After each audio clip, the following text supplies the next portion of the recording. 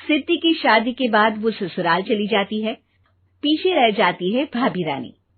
सिद्धि के ससुराल जाते ही भाभी कहती है, अरे वाह जी वाह, सारे कपड़े मेरे। हाय रे पैंट, अरे वाह वाह, मजा आ जाएगा। अरे ये सिद्धि की अलमारी के सामने खड़े होकर क्या बड़बड़ा रही है। दोस्तों, हमें उम्मीद है कि आपको हमारी ये कहानी पसंद आई होगी। कृपया हमारे चैनल को सब्सक्राइब करें और सभी अपडेट्स के लिए बेल आइकन जरूर दबाएं। और हाँ, वीडियो लाइक और शेयर करना मत भूलिएगा। Bye bye. जाकर देख मेहमानों को विदाई की मिठाई मिली कि नहीं। अब हाँ माँ जी, क्यों नहीं, लेकिन पहले कपड़े तो बदल लूं। अब रानी आ जाती है सिद्धि के उन कपड़ों में जो वो ससुराल जाने से पहले घर छोड़ जाती है। अरे रानी, कुछ दिन रुक जाती। अरे ये तो सिद्धि बिटिया को मैंने ही दिया था, बड़ा ही फबता था उस पर, तुझ पर तो कुछ खास नहीं लग रहा। अब वो ना, मेरे सारे कपड़े गीले थे तो सोचा पहन लूं। वैसे भी सिद्धि को कौन सा दिन पुराने आउटडेटेड कपड़ों को पहनना है। वैसे भी ये सूट तो मैंने तभी पहना था, वैसे खास है भी नहीं ये। हाँ ठीक है, लेकिन ना मेरी सिद्धि पर तो जमता था। सारे मेहमान चले जाते हैं और सिद्धि ससुराल से मायके पहली बार आती है। अपना घर, अपना कमरा, अपनी अलमारी। ये बोलकर जैसे ही सिद्धि अलमारी खोलती है तो सामने उसके कपड़ों की जगह कुछ और ही रखा होता है। माँ, जरा कमरे में तो आना। सास और रानी वहां पहुंच जाते हैं। रानी ने पहनी होती है सिद्धि की जींस और टी शर्ट। अरे भाभी, ये क्या? ये तो मेरी बड़ी ही महंगी टी शर्ट है, इसे आपने घर में क्यों पहनी है? अरे बहुत मिलती है दीदी ये चौक की मार्केट में, 150 में। ओ भाभी प्लीज, ये एरोपोस्टल है, 2000 की एक टी शर्ट। ओह, 2000 में तो दीदी 4 साड़ी आ जाए। अब क्या बोलूं? भाभी, ये मेरी अलमारी में छोटू के कपड़े, तो मेरे कपड़े कहाँ हैं? मेरी अलमारी में? अब दीदी आपको कौन से पुराने कपड़े पहनने थे? माना भाभी, लेकिन मैं जब घर आती तो यही सब पहनती ना।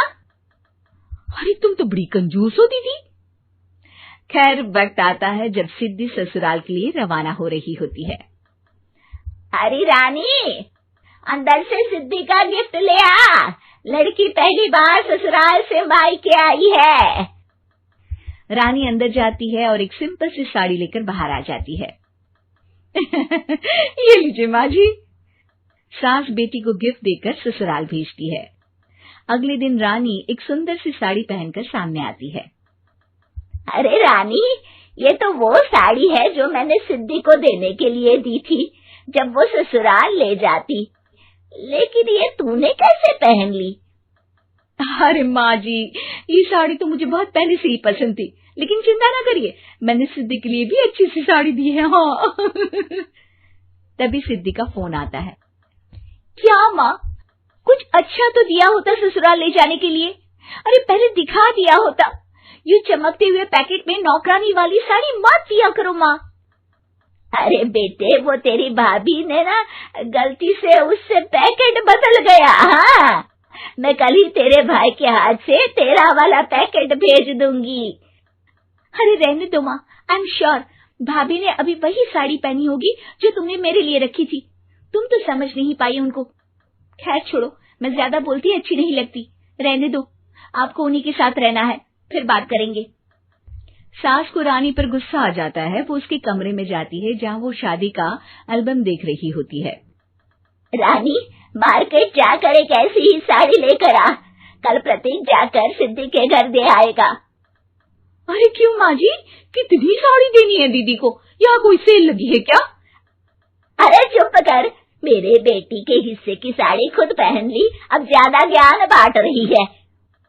एक दिन सिद्धि का फोन आता है। माँ, मेरी सास ने आप सबको खाने पर बुलाया है। सारे लोग सिद्धि के ससुराल पहुंचते हैं। खाना खाकर वो लोग निकल रहे होते हैं कि सिद्धि की सास सभी को गिफ्ट देती है। अरे बहन जी, बेटी के घर का खाना खा लिया यही बहुत है, जो आप ऊपर से गिफ्ट भी दे रही है। अरे बहन जी, आप भी कहाँ इन बातों पर विश्वास कर रही हैं। सास सभी को गिफ्ट देती है, लेकिन रानी को जो साड़ी देती है वो अजीब सी हरे रंग की लाल रंग के बड़ी छाप वाली होती है। अरे छी, ये कौन पहनेगा? सासू माँ को तो जरी वाली इतनी सुंदर, और मेरे लिए ये नौकरानी वाली। अरे भाभी, दरअसल मैं जब भी घर आती थी आप वापसी में ऐसी ही साड़ी देती थी ना, तो माँ ने सोचा कि आपको आपकी पसंद की ही साड़ी क्यों ना दी जाए। बेचारी रानी, बोलती भी तो क्या। सिद्धि और सास रानी का चेहरा देखकर हंसने लगती है, तो रानी समझ जाती है कि अपने ही बिछाए जाल में वो फंस चुकी है।